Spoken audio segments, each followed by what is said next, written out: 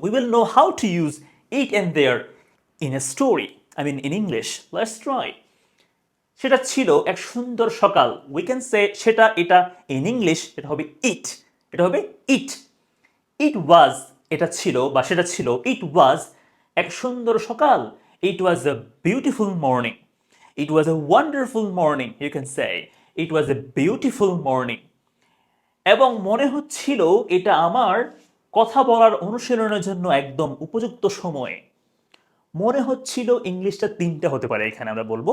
একটা হচ্ছে ইট feels like, আরেকটা হচ্ছে ইট লুকস লাইক, আরেকটা হচ্ছে ইট সিমস দ্যাট, এটা বলতে পারি।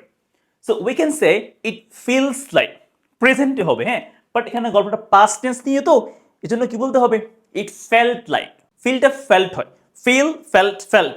সো ইট ফেল্ট লাইক মনে হচ্ছিল যে, অ্যান্ড ইট ফেল্ট লাইক মনে হচ্ছিল যে এটা আমার কথা বলার অনুশীলনের জন্য একদম উপযুক্ত সময়, একদম উপযুক্ত সময়। তাহলে কি বলতে হবে, it felt like the perfect moment, উপযুক্ত সময়, the perfect moment to practise, অনুশীলন করার জন্য, টু প্র্যাকটিস মাই স্পিকিং, আমার কথা বলার। Okay, so it felt like the perfect moment মানে মনে হচ্ছিল এটা উপযুক্ত সময়ে। কেন? টু প্র্যাকটিস, অনুশীলনের জন্য। হোয়াট? মাই স্পিকিং, আমার কথা বলা, আমার কথা বলা। ক্লিয়ার? গ্রেট। যখন আমি বাইরে বের হলাম, when I came out, এটা সিম্পল। অথবা when I stepped out, এটা বললে হবে when I stepped out, when I stepped out or outside, when I stepped outside, আমি যখন বাইরে বের হলাম, when I stepped মানে পা রাখার কি, when I stepped outside, আমি যখন বাইরে আসলাম বা বের হলাম, চারপাশে ছিল এক শান্ত নীরবতা। কোথাও কোনো কিছু ছিল তাহলে দেয়ার ওয়াজ, একটা। আর কোথাও কোনো কিছু আছে বললে প্রেজেন্টে মানে বর্তমানে, তাহলে দেয়ার ইজ, একটা হলে। একটার বেশি হলে দেয়ার আর হবে বর্তমানে মানে প্রেজেন্টে, আর পাস্টে হলে দেয়ার ওয়ার হবে। তাহলে কি বলতো, চারপাশে ছিল একটা, বলছে এক শান্ত নীরবতা। দেয়ার ওয়াজ আ পিসফুল সাইলেন্স, মানে একটা শান্ত নীরবতা ছিল। পিসফুল মানে শান্ত, সাইলেন্স মানে নীরবতা। তো there was a peaceful silence all around me, আমার চারপাশে। ক্লিয়ার? সো বলতে হবে when I stepped outside, আমি যখন বাইরে বের হলাম, there was a peaceful silence, শান্ত নীরবতা ছিল চারপাশে, আমার চারপাশে, all around me, আমার চারপাশে। Try in English. When I stepped outside, there was a peaceful silence around me. আচ্ছা, এরপর দেখেন কি বলেছে, মনে হচ্ছিল, এই যে আবার এই যে মনে হচ্ছিল। কারণ আমরা এখানে বলেছি ফিলস লাইক, আমরা এখানে কি বলতে পারি, বলতে পারি যে ইট সিমস দ্যাট। হ্যাঁ, ইট সিমস দ্যাট। তো এখন দেখেন, মনে হচ্ছে, যদি বলি মনে হচ্ছে সবাই ঘুমাচ্ছে প্রেজেন্টে, তার কি হবে, it seems that everyone is sleeping, এটা হবে, এটা প্রেজেন্টে হবে। বাট এখানে তো পাস্ট না, তাহলে কি বলতে হবে, ইট সিমড দ্যাট, মনে হচ্ছিল, মনে হচ্ছিল যে, it seemed that everyone was হবে এখানে, পাস্ট টেন্স না, এভরিওয়ান ওয়াজ স্লিপিং, সবাই ঘুমাচ্ছিল। তখনও মানে still, everyone was still sleeping. It seemed that everyone was still sleeping, মনে হচ্ছিল তখনও সবাই তখনও ঘুমাচ্ছিল। Okay, clear?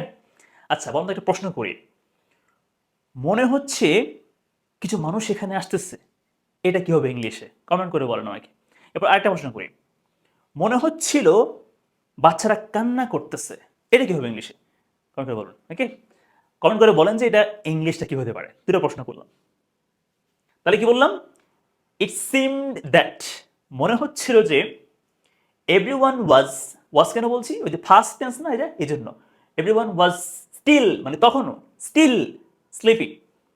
হঠাৎ মানে সাডেনলি, সাডেনলি একটা মৃদু বাতাস এলো, আ জেন্টল ব্রিজ, মৃদু বাতাস, সফট আর কি।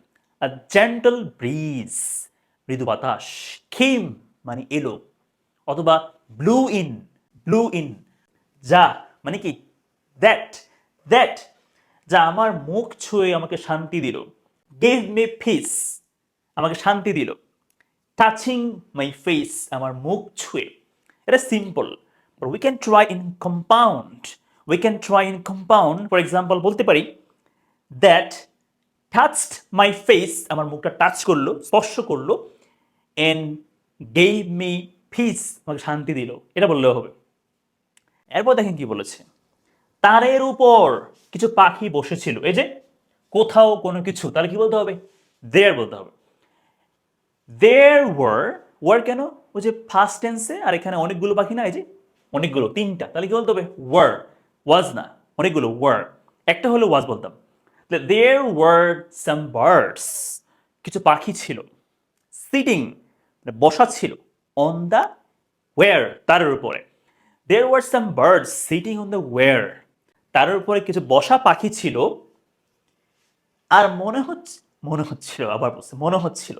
মনে হচ্ছিল তারা যেন আমার অনুশীলন শুনছে, ওই যে পাখিগুলো আর কি। Now what can we say here?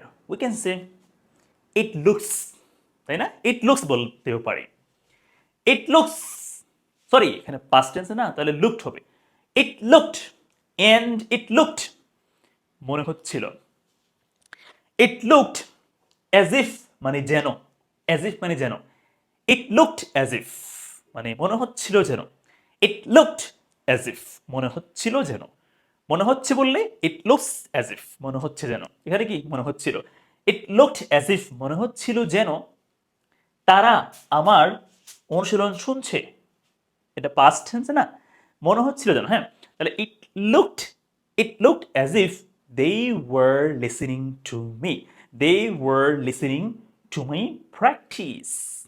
ওকে, কি বলতে হবে এখানে? দে ওয়ার, এটা পাস্ট টেন্স তো গল্পটা, এই জন্য পাস্ট কন্টিনিউয়াস হবে। Do not use present continuous. So কি বলতে হবে? And it looked as if মানে যেন, as if they were listening to my practice. অনবরত অনুশীলন করতে করতে, বলতো কি হবে এটা? By doing practice continuously. এটা simple. By doing practice continuously, অনবরত প্র্যাকটিস করতে করতে। আপনি কমপ্লেক্স থেকে বলতে পারেন, যেহেতু আমি অনবরত মানে অনুশীলন করলাম বা করেছিলাম, তাহলে কি হবে এটা? as I continued practicing, যেহেতু আমি মানে প্র্যাকটিস করা কি কন্টিনিউ করেছিলাম, চালিয়ে গিয়েছিলাম। as I continued my practice, স্পষ্ট হলো, কি বলুন তো এটা কি হবে? it became clear. It becomes clear মানে কি? এটা স্পষ্ট হয়। এখানে পাস্ট টেন্সে, এই জন্য ইট বিকেম হবে। ইট বিকেম ক্লিয়ার, এটা স্পষ্ট হয়ে গেল। ইট বিকেম ক্লিয়ার, এটা স্পষ্ট হয়ে গেল যে আমি উন্নতি করছি। যদিও দেখতে মনে হচ্ছে প্রেজেন্টে, বাট গল্পটা পাস্ট টেন্সে না, এই জন্য পাস্ট বলতে হবে। ইট বিকেম ক্লিয়ার দ্যাট, এটা স্পষ্ট হয়ে গেল যে I was improving, I was making progress, আমি উন্নতি করছি। I was making progress. শেষ করার সময়, by the time I finished, আমি যখন শেষ করলাম তখন আর কি, শেষ করার সময়। by the time I finished, আমি যখন শেষ করলাম, সুন্দর, আমার ভেতরে এক নতুন আত্মবিশ্বাস তৈরি হয়েছিল। কোথাও কোনো কিছু, তাই দেয়ার লাগবে। there was a new confidence তৈরি হয়েছিল, গ্রোয়িং তৈরি হয়েছিল আমার ভেতরে, inside me. Okay, so by the time I finished মানে শেষ করার সময়, প্র্যাকটিস শেষ করার সময়, by the time I finished practice শেষ করার সময়, দেয়ার ওয়াজ এ নিউ কনফিডেন্স, একটা নতুন আত্মবিশ্বাস গ্রোয়িং তৈরি হয়েছিল, ইনসাইড মি আমার ভেতরে। এন্ড এবং আগামী দিনের জন্য ছিল এক নতুন আশা। And there was new hope, নতুন আশা ছিল। ফর টুমোরো, আগামী দিনের জন্য। And there was new hope, নতুন আশা ছিল। ফর টুমোরো, আগামী দিনের জন্য। সেভাবে প্র্যাকটিস করবেন, বাট ভালো করে ইংলিশ ট্রাই করবেন, আপনার ইংলিশ ফ্লুয়েন্সি অনেক বাড়বে ইনশাআল্লাহ।